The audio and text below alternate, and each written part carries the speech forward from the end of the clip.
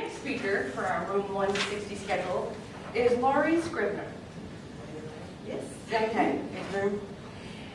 She is in the History and Area Studies. She is the History and Area Studies librarian for OU Libraries. This afternoon, she's going to show us how to customize My Library, a feature that is built into the OU Libraries homepage for fast access to libraries' resources. So let's please welcome Laurie Scrivener. Thanks, guys, for coming here on Friday the 13th. afternoon. I'm going to tell you about the service called My Library, which is something just to make access to the resources that you use in the library a little bit more convenient. The library's homepage, when you go to it, it's just libraries.ou.edu. You don't see anything about My Library right there, but when you log in with your 4x4 and password, and you guys all know what that is, right? For OUNet ID and password. The thing over on the right-hand side in gray, the resources by subject here, this is going to change. But a lot of people like these resources by subject, and you can tell clearly these are not all the subjects taught at the university. You can click on this and actually get to the rest of the subjects if you'd like to see resources by subject. But I'm going to go ahead and log in here, and what you're going to see, do I want to remember this? So now when I'm logged in, it gives me a little bit of information about my library here and what it can do for me and for you. And in order to personalize it, this is a link on the library's website's maybe a little different than some other websites. Most of the links are just bold font, and that can be a little bit confusing sometimes. So just click on Personalize My Library. And there's quite a few options here. And I tested it. You can pick all of them if you want. If you really want everything there on the right-hand side, or just pick and choose what you want. There's My Account so that you won't forget to turn in those library books, because every time you go to the library's homepage, it'll tell you what books you have and what's close to being due. And that also will tell you about your interlibrary loans as well. You can search the catalog. You can add a box for that. But actually, I want to show you some of these things are already available on the library's home site. So I'm going to just open another tab right here. If you want to search the catalog, I don't know if you all already knew this, but you can click the books right here. You guys see that down here? And just start typing.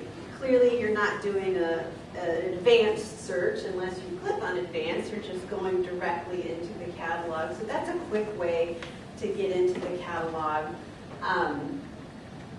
in addition to setting up My Library and getting into the catalog that way. Let me go back to the other tab. Find Articles is kind of similar, this third link right here. If you noticed, right next to Find Books, there's Find Articles right here. And what that's going to do is search about 100 different databases for journal articles. Personally, I prefer to go to the subject databases to find information, because sometimes the Find Articles is sort of overwhelming. I think it can be good for interdisciplinary research, but overwhelming in times for other types of research. But you might play with it and see if you like it. So that's what the Find Articles will do. The one right here is the exact same thing as on that front page. Let me go ahead and click some of these. I'm going to click My Account. The next two, My Databases and My eReference Materials, when I have my library set up, which I usually do, these are two that I do usually have set up. My Databases lets you have in that right-hand bar the databases that you use the most, so that you can just go to the library's homepage, click on whichever databases you've set up, and go straight to them. My eReference Materials are things like the Oxford English Dictionary, others encyclopedias and things like that. It's a little bit confusing sometimes what's a database and what's an e-reference material. It is for me too, I forget. So sometimes you have to look both places to find what you're looking for. So I'm going to go ahead and click that one and this one. My subjects, ironically, I usually have this one set up too because I have so many subjects that I'm responsible for in the library. And I can just glance at my page and say, okay, yeah, that's all my stuff. History, African American Studies, Women's Studies, Native American Studies, International and Area Studies. So my subjects will take you to whatever your subject's human relations, you go directly to that page if you wanted to. I also really like the recently added databases. That one tells you the most recently added 10 databases. And honestly, sometimes I don't know we have resources until I look at this page. It's the best way to keep informed of the latest databases. Unfortunately, it doesn't show e-reference materials, but it does show the database. And then the site search is the last option right now. And you can actually, I'm going to go back to that other tab I have open. There actually is a site search. It's kind of buried up here. If you want to, you can just search. The default is libraries, or you can search OU. So site search is available either by customizing my library or just directly from the library's homepage. So I selected these, and I'm going to hit done. When you hit save features, it saves it and just stays on the same page, but really I want to see what my homepage is going to look like. So I'm going to hit done, and hopefully it will take me to my library homepage, and it did. So now over there on the right, I have nothing checked out, nothing due, nothing on interlibrary loan probably. So some of the boxes here are already filled out, but some of them are blank, and so we have to populate them. And you can move these around. You can grab the gray, and I'm not so good at doing this on the laptop as I am with the mouse, but you can move them up and down to put whatever you want at the very top.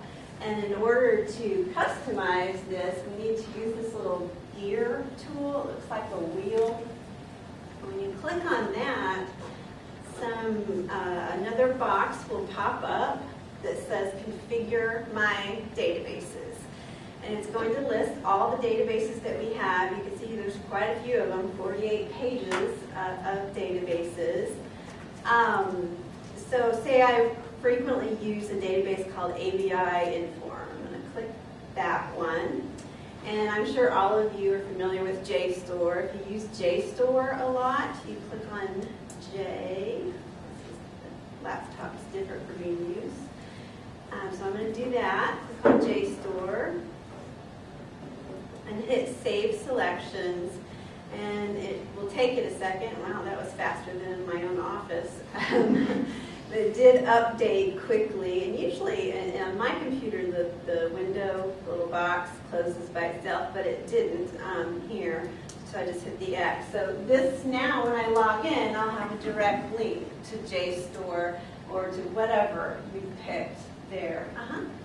So once you create the My Library, when you log in, will it automatically be over there, or will you have to click something else to find it? It'll be over there.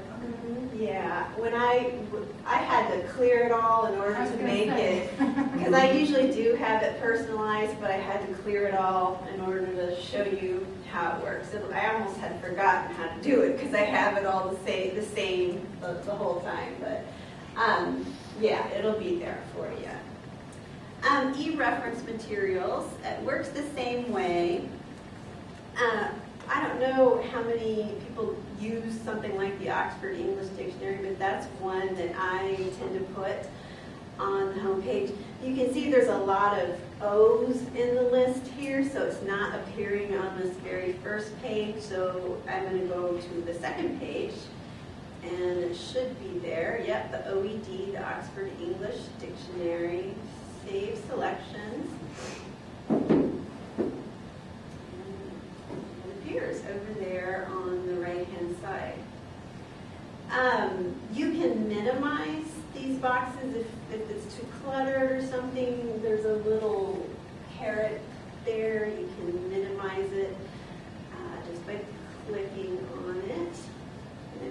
modes, and then it's more condensed for you there. I think I forgot to mention the My Services when we were looking at all the options that are there for you. We go back down to personalize My Library, and you can change it at any time. That was another option. My Services allows you to link to certain services. I'll tell you, they're the exact same thing as what's under services there on the left, all services. So it'll link you to any one of these things, some of which will be maybe more useful than others, but say you always wanted to be linked to the Ask Us page, which is where you could get in touch with a reference librarian by chat, in person, via email, all kinds of different ways. Let's see here. Let me go back to my homepage. And I don't know if you all know, you can click on the logo here of the University of Oklahoma Libraries, and it takes you back to the homepage. Of course, there's also the words right there, OU Libraries Home. So I'm just in the habit of clicking on University of Oklahoma Libraries because it's a bigger target to get to and easier to hit. There isn't a whole lot tricky about My Library here. Do you guys have any questions about it? I've got one. Are these like the quick links, and these things will be on there permanently? I mean, you don't change those.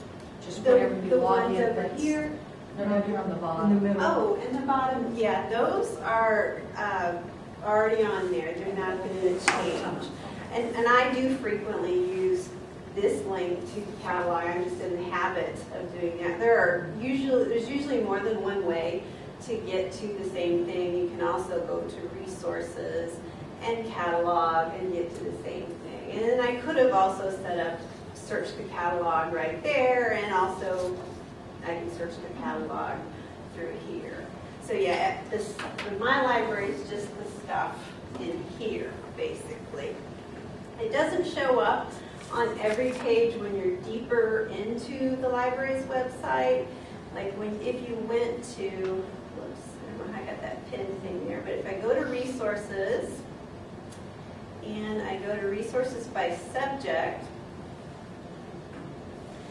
it's still there, but if I pick history or something, and I'm a history librarian, then it's going to show the contact information for whoever your librarian is. And sometimes if you chat, it will actually be with the librarian. Clearly I'm here right now, so I can't be chatting with anyone, but you would be chatting with me. Sometimes it's just with a reference librarian or a graduate assistant at the reference desk. And the subject pages are really a good way to get to the databases relevant to you. Did you have a question? Yes, did you populate those databases in there? I did. Okay, so I was sort of looking for the overall All of the category, and it looks like My Subjects is the one.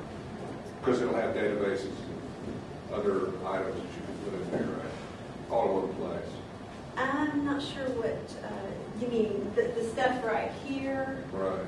I populated it as the history librarian, and so each librarian populates the English or whatever other field as he or she wants. Is that what you were asking? Okay. What discipline are you in? I'm in landscape architecture, but I'm also interested in economic history and geography.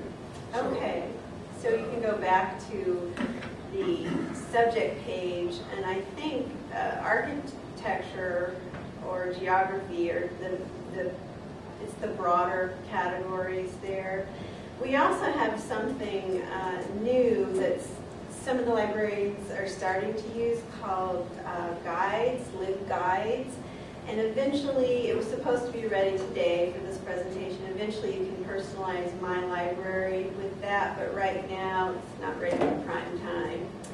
My Guides, if you look under Resources, you'll see Guides. Guides and Resources by Subjects are the two really important sources or links for helping you find sources related to your particular field. Now, not everyone has done a guide yet, because like I said, it's a new program, but everyone has done a subject page. I'll show you what the guides look like. Well, this is the overall page for the guides, and it tells you what the most popular guide is right now. I'm the librarian for history, so I have a guide here for primary sources, and it's just more information I can put on here than I can in the subject page. So you might look and see or talk to your librarian to see if he or she can put together a guide or something like that.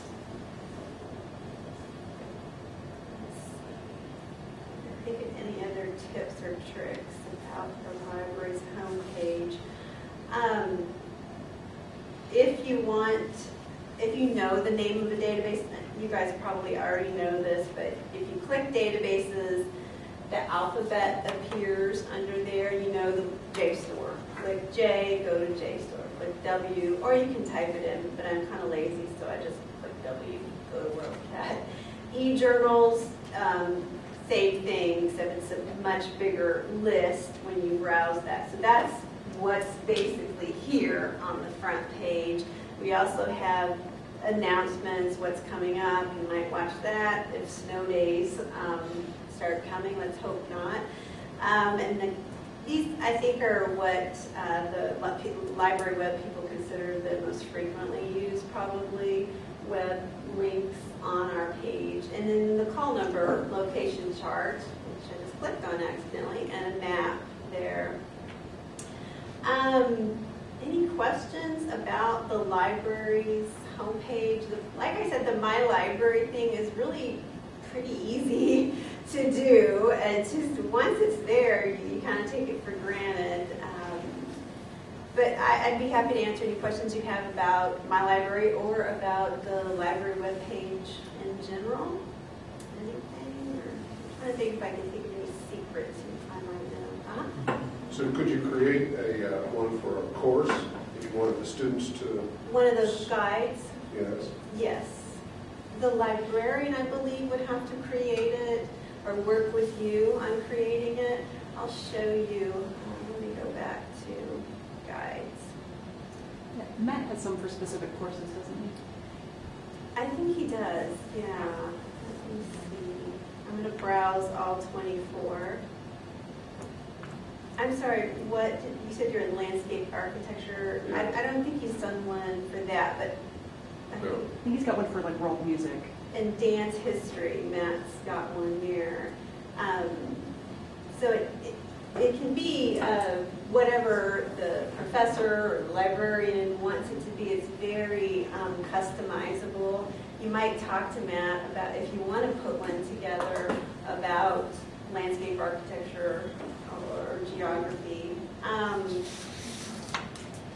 I haven't yet worked with any classes, any professors on putting them together, but that is something that I would like to do. I did actually do one for British history on my own, just because that gets asked so much at the reference desk. So the My Guides or guides will be very useful. It's just we haven't all been able to dive into them yet. So is there I didn't attend the one about E2L, but is there a link between perhaps some of these in the library homepages to D2L, or would you just paste the URL into it? I believe you can put a widget from, I believe you can embed LibGuides into it. I haven't done that. Sarah Robbins is the person who probably would know the most about that, but I think that is one of the things we liked about the LibGuides, is that it can be embedded there in the D2L. So that you could set up your course and automatically, if it doesn't have a fancy little widget, you'll still have a link it's a very easy link to remember.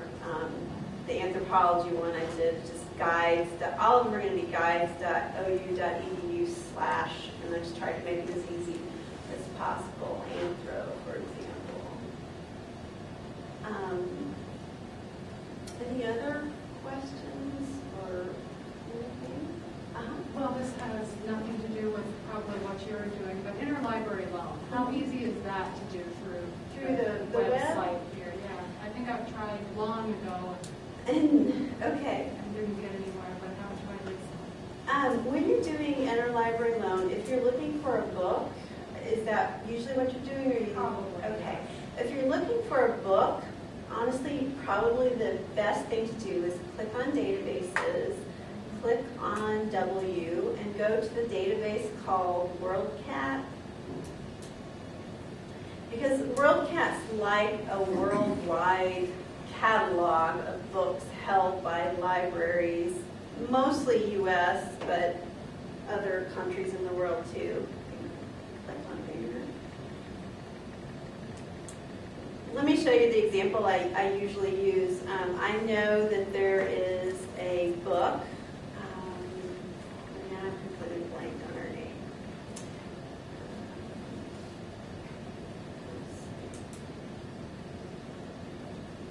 Sorry guys, I have an iPad, so I keep reaching for the for the screen.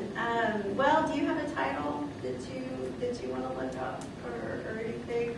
I can't believe I show this so many times this semester and I can't remember this person's name. Under pressure now. I'm feeling the pressure. Okay, yeah, I have one. Okay. Last name is Shirley, Shirley, Hirley, comma, you don't have to do the comma. Rodney, Rodney. Okay. So in any order, just type in the order. I usually do last name first. I I don't think it matters. I'm You didn't just, do a comma, so no, I know. I'm still in the habit of last name first, though, from the old days. So we got 230 results for Rodney Shirley. I'm sure not all of these are the one that you wanted. Is there a particular title that you were? Yeah, it's Maps in the Atlases of the British Library. It's a reference text. Okay. Since the name came up with so many, Right. I'm going to go ahead and also put the title in there. Maps. Maps. In the Atlases. Maps in the atlas. In the Atlases. I'm just going to type that much and see. There you go. Okay, so there's quite a few records for it. Our interlibrary loan department, when you're picking one that you would, if we don't own the book, and these don't say that we own the book, if we owned it, it would say in like bright turquoise. University of Oklahoma Libraries owns it, but they don't. So there's quite a few records here, but notice this first one up here, libraries that own it, it's 94 libraries.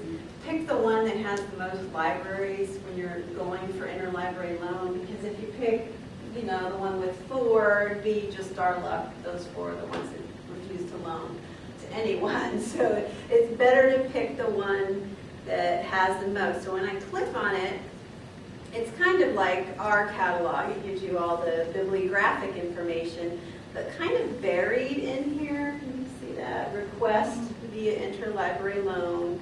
And because I logged into the library's webpage, really all I have to do is double check to make sure this is okay. It's linked to my name. I hit submit, and it would appear.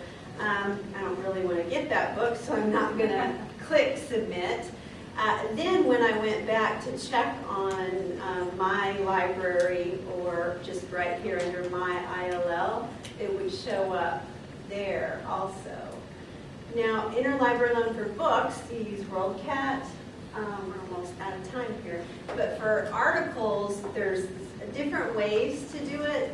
There is an interlibrary loan page right here under quick links that tells you about interlibrary loan. They have a blank form for asking looking for books that maybe aren't in WorldCat that you can't find. And then they also have a blank form. I hate the way it does that. For some reason, when you're in the interlibrary loan function, it won't let you get out of it. I'm going back to it. Requesting a journal article, here you can do this. There's also, I don't know if you all have used any of our databases and seen the OU link to article icon or the words. That's another way to do interlibrary loan for articles. Without seeing it, it's a little bit hard to picture probably, but does that? Yeah, very helpful. Okay. So I have one more question. Sure, no problem. So if you were to have articles that you wanted to make available or that you're going to use frequently, oftentimes, like in JSTOR or some of them, they'll say, here's the URL to the PDF, and then it'll give stable URL. So I guess if you're creating a guide, you want to use the stable URL. You would. The problem is, and this is what Karen, you might correct me if I'm wrong, I have found that if I'm off campus and I try to use a stable URL, whether it's JSTOR or EBSCOhost or something else, JSTOR and EBSCO have no idea that I'm a legitimate user if I'm off campus. So usually you're going to have to go through the library's homepage, log in, and this is off campus. On campus, it recognizes the domain. So that's my issue with the stable URLs. Have you found a workaround? No. I don't know that there is, really. A lot of students will come and say, I can't get back to the article because they copied the link getting to it. It's, first of all, if it's not the stable URL, it's a session-generated URL, and won't go back to it. And if it is a stable URL, if they're off campus, it just won't let them in. Because how does JSTOR know you're a legitimate user? So. Have you used electronic reserves? Which one? Electronic reserves? No, I have not. Because that's a way that will always work for students. On the electronic reserves page, if you ask the library to put certain articles up on electronic reserves, those are there as PDFs. The students have to log in to get them, but then they're always there no matter whether they're on or off campus. So I would kind of recommend using that instead. Right. Also, the good thing about electronic reserves is that staff in the library will take care of any copyright issues, that are generated by sharing an article with a bunch of students. If there are copyright fees, they will pay them and make sure that everything's legitimate. And do we just request that? Yeah, I went to services, all services, and under that, there's information about reserves, about the issue of copyright and reserves request form. Awesome. And it gives you all the different options.